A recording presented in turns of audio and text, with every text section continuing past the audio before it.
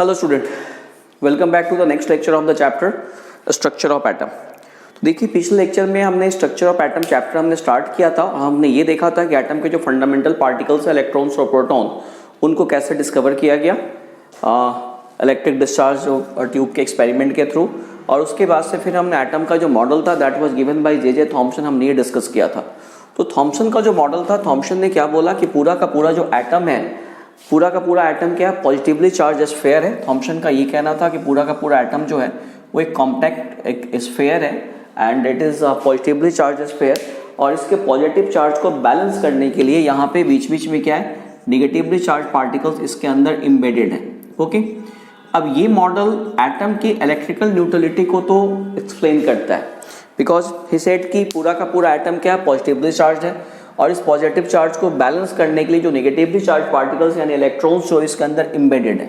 But इसके बाद के जो कुछ एक्सपेरिमेंट किए गए वो उसके अकॉर्डिंगली इस एटम को वेरीफाई नहीं किया जा सका। जैसे ये मॉडल ये बोल रहा है कि भाई पूरा का पूरा एटम जो है वो एक कॉम्पैक्ट स्ट्रक्चर है, लेकिन बाद के जो एक्सपेरिमेंट हुए तो ये बात प्रूफ नहीं हो पाई। इलेक्ट्रिकल न्यूट्रलिटी को तो एक्सप्लेन कर दिया गया, बट ये बात नहीं प्रूफ हो पाई कि पूरा का पूरा एटम जो है वो एक कॉम्पैक्ट स्ट्रक्चर है।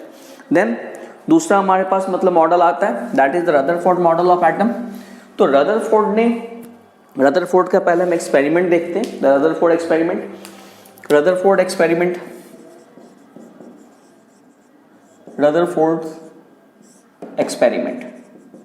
अब देखिए, रदरफोर्ड ने जो एक्सपेरिमेंट किया उसमें इन्होंने इसको एक्सप्लेन रदरफोर्ड ने क्या किया कि थीन फॉयल ऑफ गोल्ड की थीन फॉयल को उन्होंने लिया और उस पे उन्होंने अल्फा पार्टिकल से बम्बार्डमेंट करवाई। हमें ध्यान रखना है, थीन गोल्ड फॉयल को लिया। थीन गोल्ड फॉयल का मतलब कि जैसे thin gold foil, very very thin gold foil, that is approximately 1000 atom thick उन्होंने गोल्ड फॉयल लिया और इस पे उन्होंने अल्फा पार्टिकल से बम्बार्डमेंट करवाई। तो अल्फा पार्टिकल क्या है? Alpha particle are doubly charged helium atom. Helium के एटम में 2 प्रोटॉन होते हैं, तो helium doubly charged helium atom that is alpha particle He plus He, ये यानी इस पे जो चार्ज होगा, चार्ज कितना हो जाएगा, +2 यूनिट चार्ज हो गया। और मास कितना हो गया? मास इसका 4 यूनिट मास होता है। ठीक है, हमें ध्यान रखना है कि पूरा की जो अल्फा पार्टिकल है वो क्या, पॉजिटिवली चार्ज है। अब देखिए, पहले जो एक्सपेरिमेंट जो उनका था हम वो देखते हैं। तो रदरफोर्ड क्या क्या इन्होंने bombarded thin foil of gold with alpha particles. ठीक है, अब देखिए क्या हुआ जब उन्होंने बम्बार्डमेंट करवाई। तो क्या हुआ, जैसे हम इसमें से एक एटम को लेकर के हम इसको समझने की कोशिश करते हैं, एक एटम। अब देखिए, इस पे उन्होंने क्या किया, इस पे उन्होंने बम्बार्डमेंट करवाई किसके, अल्फा पार्टिकल्स के। अब देखिए क्या रिजल्ट, उन्होंने कंक्लूजन क्या देखा, ये अल्फा पार्टिकल्स हैं।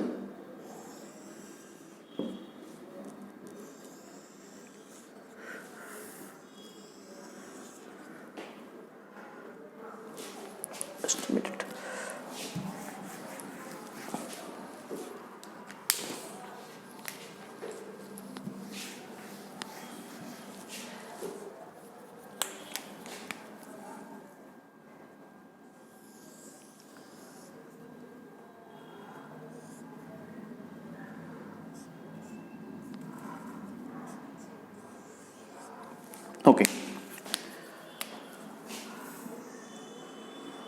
thin foil of gold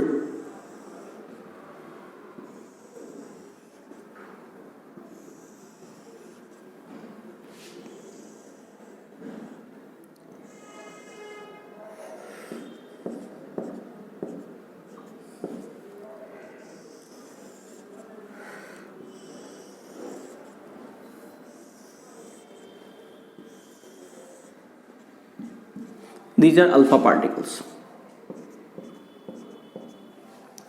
alpha particle की बम्बार्डमेंट करवाई। अब देखिए जो उनकी ऑब्जर्वेशंस थी, पहले हम ऑब्जर्वेशंस इसमें देखते हैं क्या क्या ऑब्जर्वेशंस उन्होंने देखी। यहाँ पे ऑब्जर्वेशन, पहली बात तो उन्हें ये नजर आई कि most of the alpha particle goes straight without any deviation. Most of the alpha particle जो है वो एटम के आर पार चले जाते हैं विदाउट एनी डेविएशंस, एटम को पार करके आर पार चले गए, उस किसी तरह की कोई डेविएशंस नहीं हुई। Then he observed some alpha particle deviated through a very small angle.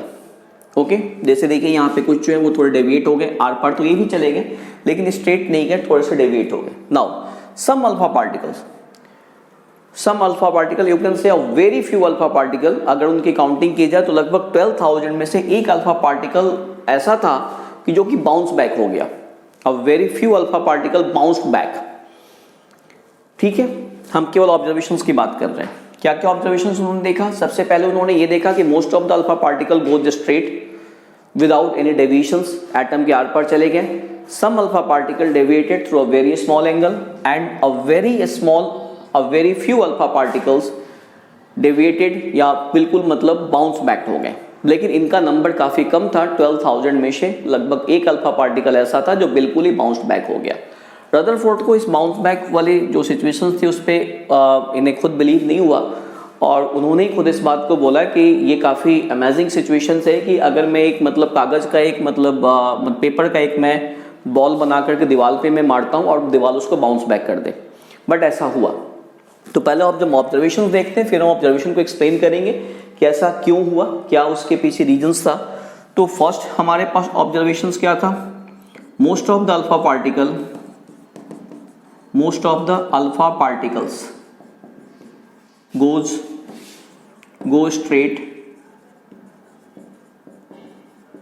without any deviation.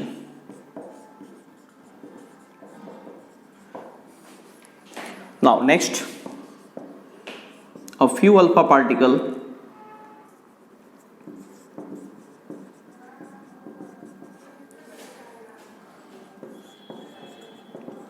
deviated through a small angle.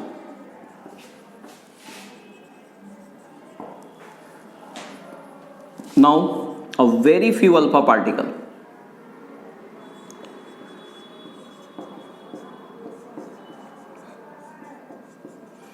कितने? 1 out of 12,000 deviated through large angle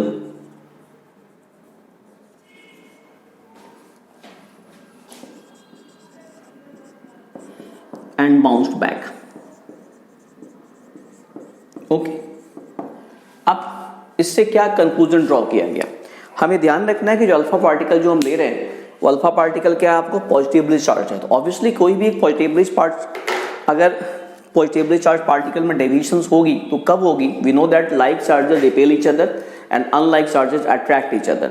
तो अगर अल्फा पार्टिकल डेविएट कर रहा है इट मीन्स उसको अपनी ही तरह का कोई पॉजिटिव चार्ज रास्ते में मिल रहा है, दैट्स व्हाई वो डेविएट कर रहा है। अब जैसे यहाँ पे अगर मान लो ये एरिया आपको पॉजिटिव चार्ज है और अल्फा पार्टिकल ऐसे ऊपर से आ रही है तो ये इसको क्या करेगा? रिपेल करेगा, ये थोड़ी सी बेंड हो जाएगी। लेकिन अगर कोई अल्फा पार्टिकल बिल्कुल ये पूरा एरिया पॉजिटिव चार्ज है और एक अल्फा पार्टिकल बिल्कुल यहीं पे आ रहा है, then what will happen? It will bounce back, क्योंकि ये दोनों ही पॉजिटिव चार्ज हैं, ये इसको तेजी से रिपेल करेगा और ये क्या हो जाएगा? बाउंस बैक हो जाएगा। तो इसलिए हुआ। फिर most of the alpha particle go straight without any deviations. काफी सारे most of the alpha particle हैं वो बिल्कुल आर पार चले जाते हैं without any deviation. It means he said most of the space inside an atom is empty. Atom के अंदर काफी सारा जो स्पेस जो है वो खाली है, दैट्स व्हाई जो अल्फा पार्टिकल जो है वो स्ट्रेट चले जाते हैं। Unlike the Thomson model of atom, Thomson ने क्या बोला कि एटम एक कॉम्पैक्ट स्ट्रक्चर है जो एक पॉजिटिवली चार्ज स्फीयर है और उसको बैलेंस करने के लिए नेगेटिव चार्ज उसके अंदर एम्बेडेड है। बट यहाँ पे सिचुएशन बिल्कुल उल्टी है, काफी सारे अल्फा पार्टिकल आर पर चले जा रहे हैं, यानी कि एटम का जो मोस्ट ऑफ द जो पार्ट है वो आपको एम्प्टी है। अब फिर जो बाउंस बैक बिल्कुल हो जा रहा है इसका नंबर काफी कम है, that is 1 out of 12,000 particles हैं जो बिल्कुल बाउंस बैक हो जा रहा है। इट मीन्स कि जो पॉजिटिवली चार्ज जो प्लेस है इसकी वॉल्यूम पूरे एटम के वॉल्यूम के कंपैरिजन पे this is very very very small, तभी इतने कम पार्टिकल बाउंस बैक हुए। अगर इसका वॉल्यूम ज्यादा होता तो काफी सारे पार्टिकल बाउंस बैक होते, लेकिन 12,000 में से केवल एक पार्टिकल का बाउंस बैक होना इस बात को इंडिकेट करता है कि जो पॉजिटिवली चार्ज जो प्लेस है उसकी जो वॉल्यूम है वो पूरे एटम के वॉल्यूम के कंपैरिजन पे काफी कम है। अब देखिए, तो यहाँ पे जो कंक्लूजन उन्होंने ड्रॉ किया, हम कंक्लूजन की बात करते हैं।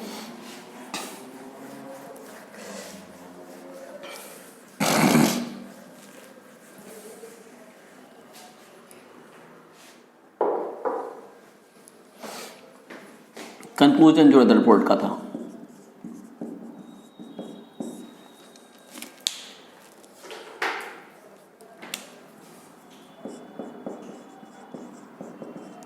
most of the space inside an atom is empty। क्यों? बिकॉज काफी सारे जो पार्टिकल हैं वो आर पर चले जाते हैं। फिर जब कुछ डेविएशंस हो रही है, डेविएशंस का मतलब क्या हुआ कि एटम के अंदर कहीं ना कहीं कोई एक पॉजिटिवली चार्ज एक प्लेस है, तो there is a positively charge space.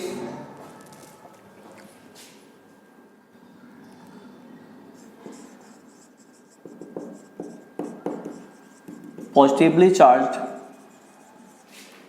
space या positively charged particle, you can say positively charged space inside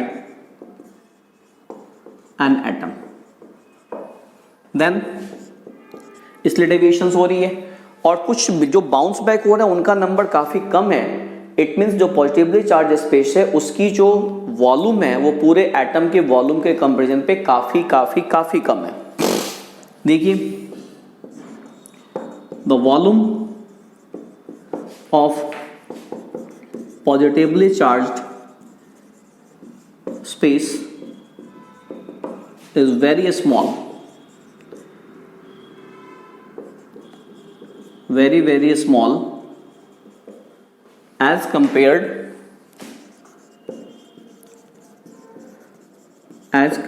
to the volume of atom. ठीक है, दीज आर द कंक्लूजन्स। अब इन कंक्लूजन के basis पर Rutherford ने अपना मॉडल दिया, that is Rutherford model. तो देखिए मॉडल में क्या बातें उन्होंने बोली।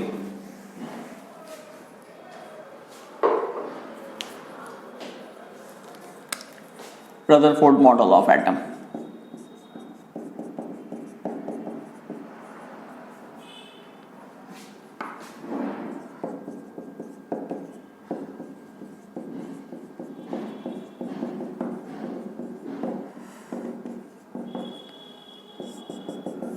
चलिए, तो रदरफोर्ड ने बोला कि जो कुछ भी कंक्लूजन है उससे दो बात तो बिल्कुल क्लियर हो जा रही है। पहली बात तो ये है कि एटम के अंदर जो है, मतलब एटम के अंदर दो डिस्टिंक्ट पार्ट हैं। उन्होंने बोला कि अब ये एक बात बिल्कुल क्लियर है कि एटम के अंदर दो डिस्टिंक्ट पार्ट हैं।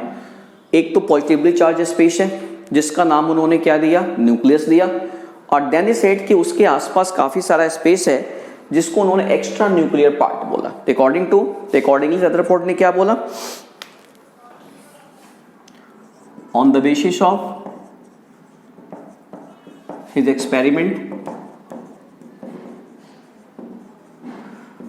रदरफोर्ड proposed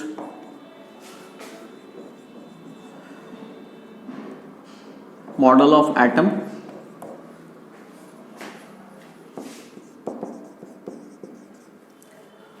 और इस मॉडल ऑफ एटम में क्या है हमारे पास, according to which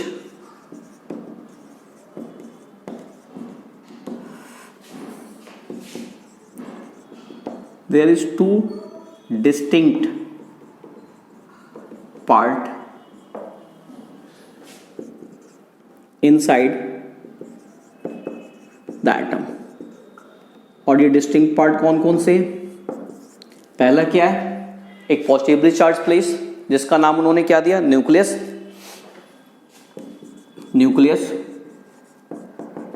positively charged, और दूसरा क्या उन्होंने बोला कि इसके आसपास स्पेस है that is extra nuclear space या एक्स्ट्रा न्यूक्लियर पार्ट। ओके, अब हम देखते हैं दोनों के बारे में कि दोनों के बारे में उन्होंने क्या क्या बोला।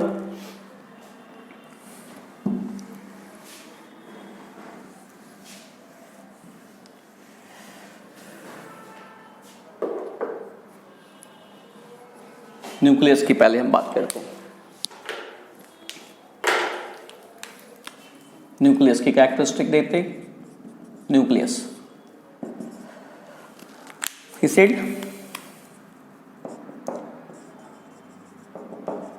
there is a positively charged space in the atom called nucleus.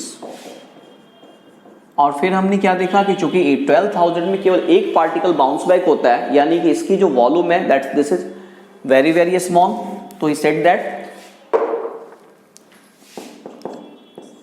the diameter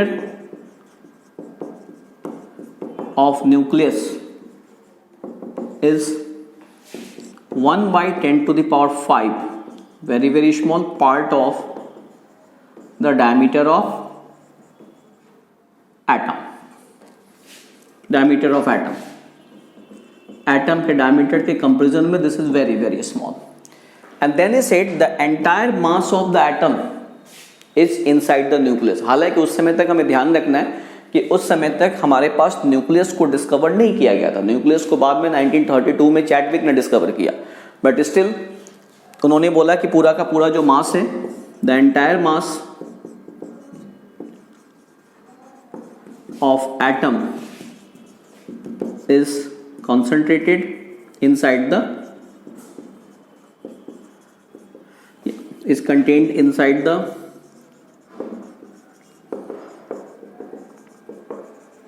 यानी बाकी जो एक्स्ट्रा न्यूक्लियर स्पेस है उसका मास कुछ भी नहीं है। ठीक है, और न्यूक्लियस पॉजिटिवली चार्ज क्यों है? बिकॉज इट हैज प्रोटॉन, और उसको क्या बोला गया? That is atomic number. तो the positive charge of nucleus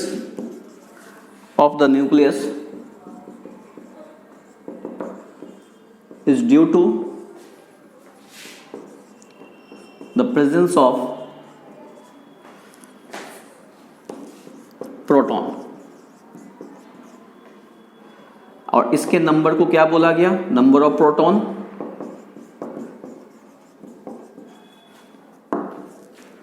is called atomic number. ठीक है, अब देखिए जो एक्स्ट्रा न्यूक्लियर स्पेस की बात की जाए, एक्स्ट्रा न्यूक्लियस पार्ट में क्या है हमारे पास? एटम अब चूंकि इलेक्ट्रिकली न्यूट्रल है, it means extra nuclear part में क्या है? इलेक्ट्रॉन्स है। इलेक्ट्रॉन्स उसके चारों तरफ क्या कर रहे हैं? रिवॉल्व कर रहे हैं। तो दूसरा हम देखते हैं एक्स्ट्रा न्यूक्लियर पार्ट के बारे में उन्होंने क्या बोला।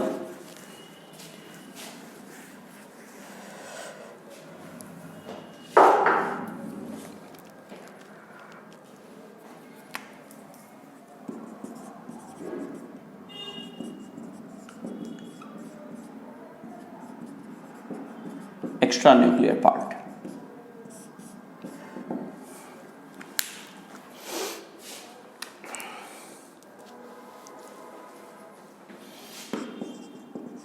since atom is electrically neutral, hence total number of proton is equal to the total number of electrons। Okay, और इलेक्ट्रॉन क्या करेंगे? इलेक्ट्रॉन न्यूक्लियस के चारों तरफ घूमते रहते हैं।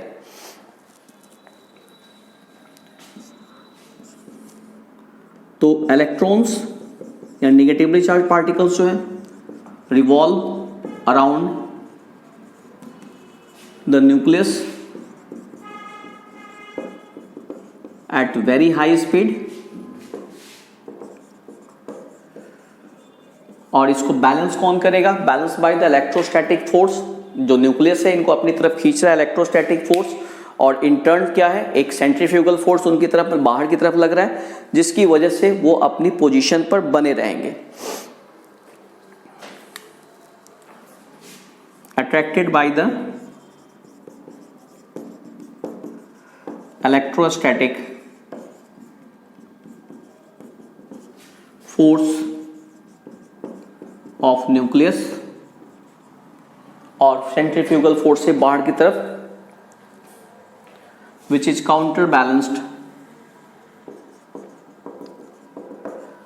is counterbalanced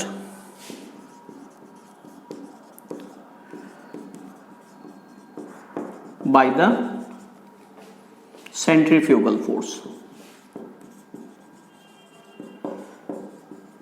सेंट्रीफ्यूगल फोर्स देखिए मतलब क्या हुआ, ये हमारे पास इलेक्ट्रॉन है,